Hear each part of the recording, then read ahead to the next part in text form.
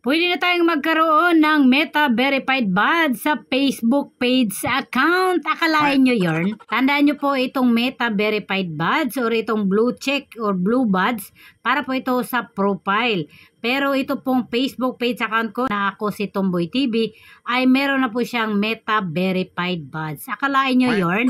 Actually, ang gusto ko talagang magkaroon at yung ina-apply ko talaga for Meta Verified Badge si Tomboy TV kasi syempre mas marami na siyang followers. Pero ang nabigyan ng Meta Verified Badge or itong blue badge ay itong isa kong account na ako si Tomboy TV. Itong isa kong account ay meron na siyang 74,000 followers. Kapag Facebook page account kayo, pwede nyo i-check dito sa My Monetization Tools kung mayroon kayong makikita na kagaya nito. Itong Facebook page account, meron siyang 4 na option kung ano yung i-avail ninyo. Kagaya dito sa akin, dito sa My Business Standard, ang monthly na 469.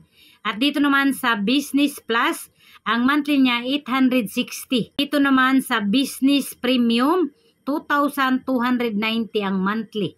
At dito sa My Business Max, so ang monthly niya 6,690. Akalain nyo yarn, napakamahal yarn.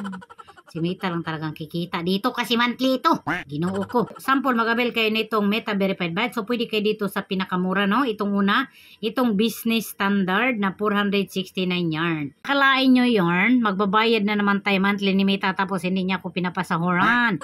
Pero ito pong Meta Verified ha, profile or page man kayo. So, hindi po mandatory ito. It depends po sa inyo kung i-avail ninyo ito kasi hindi naman po sa pilitan ito.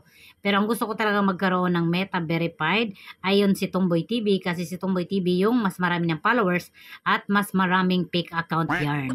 Advantage po kapag magkaroon tayong Meta Verified para mapatunayan na atin talaga yung account na yan kasi meron siyang blue check yarn.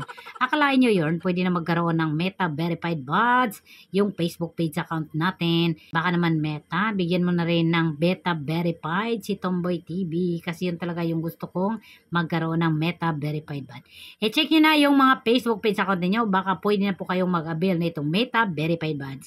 Pero hindi po free ito, may bayad po yan. Sana all nagbabayad. Alright.